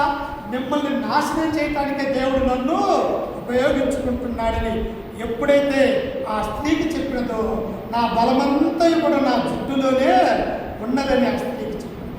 ఇప్పుడు ఆ స్త్రీ ఏం చేస్తూ ఉన్నది? చూడండి కింద వచ్చినంలో ఏం చేస్తూ ఉన్నది అంటే, కింద వచ్చినంలో చదువుకుందాం. చూడండి 18 వచ్చిన చదువు. అతడు తన అభిప్రాయమంతయు తనకు తెలిపినని దెలీలా ఎరిగి ఆమె వర్తమానము పంపి ఫిలిష్తీయుల సర్దారును పిలిపించి, ఈసారికి రండి, ఇతడు తన అభిప్రాయమంతయు నాకు తెలిపినను. ఫిలిష్తీయుల సర్దారులు రూపాయలు చేత పట్టుకొని ఆమె యుద్ధకు రాగా, ఇస్కరియోతు యోధయమనడమా, అయ్యా ఈ చీకట్లో మీకు అర్థం కాదు, ఆయన నేను ఎవరి దగ్గరికి అయితే వెళ్ళి ఆయన బుద్ధి పెట్టుకుంటానో అతడే మిమ్మల్ని పట్టించే వ్యక్తి, అతన్ని మీరు అరెస్ట్ చేసే వ్యక్తిని గెచ్చేమైనటువంటి తోటలో ప్రార్థన చేసుకుంటున్నప్పుడు ఆ యొక్క బందిపోటులతో దొంగలు పట్టుకుని అక్కడికి వచ్చినట్టు అందరూ రోమా సైనికులు కత్తులు గుదేలు తీసుకొని ఆ క్రీస్తు దగ్గరికి వచ్చినప్పుడు ఇస్కరియోతు ఏం చేశాడు? ఆయన దగ్గరికి వెళ్ళి ముద్దు పెట్టుకున్నాడు. ఏ ముద్దది? ముద్దు ఎప్పుడు పెట్టుకుంటారు? ప్రేమతో పెట్టుకుంటారు, ఆదరణతో పెట్టుకుంటారు. తండ్రి తన యొక్క కుమారుని ఎలాగైతే ముద్దు పెట్టుకుంటూ ఉంటారు, కుమారుల మీద ప్రేమ కలిగినప్పుడు తల్లిదండ్రులు ఎలాగైతే తమ పిల్లల్ని ముద్దు పెట్టుకుంటారో, కానీ ఈ ముద్దు ఎలాంటిది? ఇది దేవుణ్ణి పట్టించేటువంటి కుట్రపూరితమైనటువంటి ముద్దని గ్రంథం మనకు సమయిస్తుంది. ఇప్పుడు ఈ దెలీలా కూడా ఆయా తన బలము ఎక్కడ ఉన్నదో చెప్పాడు. ఇక రండి, మీరు డబ్బులు తీసుకొని, రూపాయలు తీసుకొని, ఇతను ఈరోజు ఖచ్చితంగా చచ్చిపోతాడు మన చేతిలో అని చెప్పేసి ఆ ఫిలిష్తీయుల సర్దారుని పిలిపించుకొని ఆ డబ్బు తీసుకొని ఈమెం చేస్తున్నదో చూడండి కింద వచ్చినప్పుడు. అప్పుడు ఆమె 19వ వచనంలో, ఆమె తన తొడల మీద అతన్ని నిద్రపుచ్చి ఒక మనిషిని పిలిపించి వాని చేత అతని తల మీద 7 జడలను క్షౌరము చేయించి అతన్ని బాధించుటకు మొదలు పెట్టాడు. ఎవరు కోరుకుంటారమ్మా భర్తను చంపడానికి? ఏ స్త్రీ కూడా కోరుకోరు. భర్త చనిపోయిన తర్వాత తన యొక్క జీవితము వితంతువుగా ఉంటూ ఉన్నది. ఎక్కడ కూడా మరి ఎక్కడికైనా వెళ్ళాలన్నా ఏదైనా చేయాలన్నా కూడా చేయలేనటువంటి స్థితిలో ఉంటుంది. కానీ దెలీలా నా భర్త చావు కావాలి అని చెప్పేసి తన వారిని పిలిపించుకొని భర్తని చంపివేసినట్టుగా చూస్తుంది. ఆయన ఏం చేశాడో తెలుసా? ఆ యొక్క పూర్తిగా ఆ యొక్క జడల్ని, ఆ యొక్క క్షౌరాన్ని చేపించిన ఒక మనిషిని పిలుచుకున్నప్పుడు ఆయన తిరిగి వెంటనే ఫిలిష్తీయులు నీ దగ్గరకు వస్తున్నారని ఆమె చెప్పినప్పుడు ఆయన తిరిగి తన జడలు విదల్చపోగా ఏమైపోయాడు? ఆయనంతా పూర్తిగా గుండు కొట్టించింది. దేవుని యొక్క బలము వెళ్ళిపోయినది, దేవుని యొక్క ఆత్మ అతనిలో నుండి వెళ్ళిపోయినది. ఇప్పుడు ఏమి లేనటువంటి వాడుగా ఉంటూ ఉన్నారు. ప్రియులారా, మన యొక్క జీవితంలో కూడా క్రీస్తు మన యందు ముద్రించకపోతే, క్రీస్తుని మన హృదయంలో ప్రతిష్ఠించకపోతే, దేవుని యొక్క వాక్యము మన యొక్క హృదయంలో భద్రపరచుకోకపోతే మన యొక్క జీవితం కూడా ఏమైపోతుంది? సంసోను ఎలాగైతే దేవుని యొక్క ఆత్మ దూరమైపోతూ ఉన్నదో మనలో నుంచి కూడా దేవుడు దూరం అయిపోవటానికి అవకాశం ఉంటుంది. అప్పుడు ఎవరు వచ్చి ఉంటారు? సాతాను వచ్చి నిద్ర చేస్తారు. సాతాను మన యొక్క హృదయంలో ఉండి శోధిస్తారు. మన యొక్క శరీరాన్ని, మన యొక్క ఆత్మను పూర్తిగా సాతానులోనికి వెళ్ళిపోవటానికి అవకాశం ఉంటుంది. అందుకనే ప్రియులారా, సంసోను ఏమైపోయాడు? యొక్క ముగ్గురు స్త్రీల ద్వారా తన యొక్క జీవితాన్ని కోల్పోయాడు. ఇంకా ఏమైపోయాడో తెలుసా? వెంటనే శబ్దాలను పట్టుకున్నారు ఫిలిష్తీయులు. అయ్యా, ఇంతమందిని నువ్వు చంపిన దుర్మార్గుడి, మా వాళ్ళు చంపిన వాడివి, మా చేతికి ఇంకా దొరికిన వాడివి అని చెప్పేసి వెంటనే తమ యొక్క కలగుడ్లను తీసివేశాడు. ప్రియులారా, ఇప్పుడు గుడ్డివాడైపోతూ ఉన్నాడు. గుడ్డివాడే ఏం చేస్తున్నాడు? దాగోను అన్నటువంటి గుడిలోనికి తీసుకువెళ్ళి అక్కడ తిరగని విసిరేవాడిగా ఉంటూ ఉన్నాడు. చూసారా? ఎక్కడ రక్షకుడిగా ఉండవలసిన ఆయన, ఇశ్రాయేలు ప్రజలను నడిపించడానికి నాయకుడిగా ఉన్నటువంటి ఆయన, దేవుని యొక్క ఆత్మను పొందుకున్నటువంటి ఆయన, తన తల్లిదండ్రుల మాట వెనక ముగ్గురు అన్య స్త్రీలను పెళ్లి చేసుకున్న తర్వాత తన యొక్క జీవితం ఏమైపోయిందో తెలుసా? గుడ్డివాడైపోయి తిరగలి విసురుతా ఉన్నాడు. చూసారా? నీ జీవితం కూడా, మన యొక్క జీవితం కూడా క్రీస్తులు లేకపోతే ఇలాంటి జీవితమే మనకు కూడా వస్తున్నది. ఆ తర్వాత చివరిగా ఆయన ఏం కోరుకున్నాడో తెలుసా? అయ్యా, నా జీవితము ఈ లోకంలోనికి నీ మాట వినక నేను దూరమైపోయానని తన మనసు మార్చుకున్నాడు. ఈ యొక్క ఏం చేస్తున్నారు? ఫిలిష్తీయులు పండగ చేసుకుంటూ ఉన్నారు. ఇదిగో మన శత్రువు మనకు దొరికాడురా, ఈ శత్రువుని తనకున్నటువంటి బలాన్ని తీసివేశాము, తన యొక్క కళ్ళని మనము తీసివేశాము, ఇక తీసుకురాండి పండగలోకి అని చెప్పేసి గుడిలోనికి తీసుకుని వచ్చాడు. గుడిలో ఉన్నటువంటి 2 స్తంభాలు ఉంటే ఆ స్తంభాల మధ్యలో తన యొక్క చేతులు ఉంచినాడు. ఇప్పుడు అతన్ని చూసి ఏం చేస్తున్నాడో తెలుసా? ఎగతాళి చేస్తూ ఉన్నాను, అభాష్యం చేస్తూ ఉన్నాడు. 1000 మందిని చంపినటువంటి సంసోను, నీ జీవితం గుడ్డివాడిగా ఉన్నావు, మా చేతులలో నీవు దాసుడిగా ఉన్నావు, తిరగలి విసురుతూ ఉన్నావని ఆ పండగలలో ఆయన అపహాస్యం చేస్తూ ఉన్నాడు. అప్పుడు తన మనసును మార్చుకున్నాడు. ఎప్పుడు మార్చుకున్నాడమ్మా? మనం ఎప్పుడు మారిపోతాము? అనారోగ్యం కలిగినప్పుడు, సావు బతుకుల మధ్యలో ఉన్నప్పుడు, మన కుటుంబంలో శోధనలు కలిగినప్పుడు. ఎప్పుడు మారుతామంటే అప్పుడే. మంచి ఆరోగ్యంగా ఉండి మంచిగా ఉన్నప్పుడు మనం దేవుని యొక్క సన్నిధానానికి అసలు రాము. మనము దేవుడు మనకి మతికే ఉండడు, జ్ఞాపకమే ఉండడు. ఇప్పుడు కూడా సంసోను ఎప్పుడు దేవుణ్ణి ప్రార్థిస్తున్నాడు తెలుసా? దేవా, నా జీవితము పోయిందయ్యా, ఇక నాకు మరణమే కావాలయ్యా, నేను మరణించబోతూ ఉన్నాను, అయితే చివరిగా నాకు నీ శక్తిని మాత్రం ఒకసారి నాకు ఇవ్వమన్నాడు. అప్పుడు దేవుడు ఏం చేస్తాడు? అడిగితే ఇచ్చే దేవుడు. కింద పడ్డటువంటి అలాగే ఉంచే దేవుడు కాదు. ఆయన పెంట కుప్పలలో నుంచి దీనులు పైకి లేపినట్టు తర్వాత సంసోనుడు ఏం చేశాడు తెలుసా? మరలా ఆయనలోనికి దేవుని యొక్క ఆత్మని పంపించాడు. ఇప్పుడు ఏం జరిగిందో చూడండి, కింద వచ్చిన చదువుకుంటే అదే 16వ అధ్యాయము 30వ వచనాన్ని చదువుకుందాం. 28 నుంచి చదువుకుందాం. అప్పుడు సంసోను, యెహోవా ప్రభువా, చూడండి ప్రియులారా ఎలా ప్రార్థిస్తూ ఉన్నాడు. యెహోవా ప్రభువా, దయచేసి నన్ను జ్ఞాపకం చేసుకునుము. దేవా, దయచేసి ఈసారి మాత్రమే నన్ను బలపరచుము. నా 2 కన్నుల నిమిత్తము ఫిలిష్తీయులను ఒక్కమారే దండించి పగ తీర్చుకుని యెహోవాను మొరపెట్టి. చూసారా? అయ్యా, నా బ్రతుకు అయిపోయినది, నా బ్రతుకు నేను బ్రతకాలన్నటువంటి ఆశ నాలో లేదు. చివరిగా నీ యొక్క ఆత్మ నాలోనికి పంపించమన్నప్పుడు వెంటనే పంపించిన తర్వాత ఫిలిష్తీయులు మొత్తాన్ని, తనున్నటువంటి పిల్లలు ఏవైతే ఉంటాయో ఆ పిల్లలు, ఆ దాగోను గుడి మొత్తాన్ని ఆ పండగ సమయం దినాలలో వారి మీద పడేసి కట్టు చేశాడు. గుడి మొత్తము ఆ ఫిలిష్తీయులు మొత్తం మీద పడ్డప్పుడు ఇంచుమించు 3000 మంది అక్కడ చనిపోయారు. చూశారా? మన యొక్క జీవితం పడిపోయినప్పుడు ఏం చేయాలా? తిరిగి లేయాలా? ఎలా లేయగలము?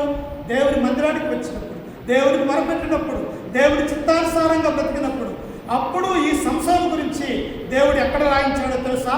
క్రొత్త నిబంధనలో ఈయన గురించి రాయించాడు. చూడండి, హెబ్రీయులకు రాసినటువంటి పత్రిక 11వ అధ్యాయము ఈయన గురించి, ఈయన విశ్వాసం గురించి, ఈయన చేసిన కార్యాల గురించి క్రొత్త నిబంధన చట్టములు దేవుడు అపోస్తులైనటువంటి పౌలు ద్వారా రాయించినట్టుగా మనం చూస్తూ ఉన్నాం. చూడండి ఒకసారి, హెబ్రీయులకు రాసినటువంటి పత్రిక 11వ అధ్యాయము 32 విశ్వాసుల వీరుల లిస్ట్ ఇక్కడ ఉన్నది. ప్రియుల 32 వచ్చింది. ఇకను ఏమి చెప్పుదును? గిద్యోను, బారాకు,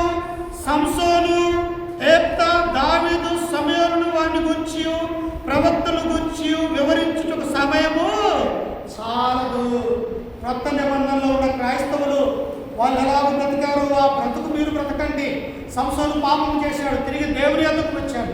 నీ నా జీవితంలో కూడా పాపం చేస్తే తిరిగి దేవుని యొద్దకు వచ్చినట్లయితే ఆయన నిన్ను రక్షించగలడు అనే వాక్యాన్ని మనం చూస్తాం. సంసోను వచ్చాడమ్మా, 3 స్త్రీలు చేసుకున్నప్పటికీ, పాపం చేసినప్పటికీ తిరిగి దేవునికి మొరపెట్టాడు, దేవుని చేత బలం పొందుకున్నాడు. విశ్వాసుల వీరుల యొక్క జాబితాలో నేను ఉన్నట్టుగా మనం చూస్తూ ఉన్నాం. నీ పేరు నా పేరు ఆ జీవ గ్రంథంలో ఉండాలంటే మనము దేవుని యొక్క భయభక్తులు కలిగి ఉండాలి. దిలీల వలె ఉండకూడదు, ఒక వేష వలె ఉండకూడదు మన యొక్క జీవితం. అంతకుముందు చేసుకున్నటువంటి ఫిలిష్తీయుల యొక్క కుమార్తె వలె మన యొక్క జీవితం ఉండకుండా సంసోను చివరి దినాలలో ఎలాగైతే దేవుని యొక్క భయము భక్తి విశ్వాసం కలిగి ఉన్నాడు, అలాంటి విశ్వాసం కలిగి మనం ఉండాలని చెప్పేసి ఈ వాక్యం ద్వారా మిమ్మల్ని హెచ్చరిస్తూ ఈ మాటలు నన్ను నేను కూడా హెచ్చరిక చేసుకుంటూ బాగుపడుతున్న మీ అందరికీ మన రక్షకుడు ప్రభు అయినటువంటి యేసుక్రీస్తు నామమున వందనాలు తెలియజేస్తూ వాక్యాన్ని ముగించుకుంటూ ఉన్నాను. ఇంతటితోటి సంసోను యొక్క జీవిత చరిత్ర ముగించబడింది. ప్రభు చిత్తమైతే వచ్చే వారము ఒక అత్త కోడలు ఎలా ఉండాలి, ఒక అత్త కోడలు ఎలా చూసుకోవాలా, కోడలను అత్త ఎలా చూసుకోవాలా, మనవరాలని ఎలా చూసుకోవాలా, తాతయ్య అమ్మమ్మలు అనేది వచ్చే వారము ఒక గొప్ప అంశంతో మీ ముందుకు మరి రాబోతున్నాం. కనుక ప్రార్థన చేసుకొని ఈ యొక్క వాక్యాన్ని ముగించుకుందాం. ప్రార్థన చేసుకుని అతని పని ఆరాధన చేసుకుందాం. ప్రార్థన అందరు కళ్ళు మూసుకున్నట్టయితే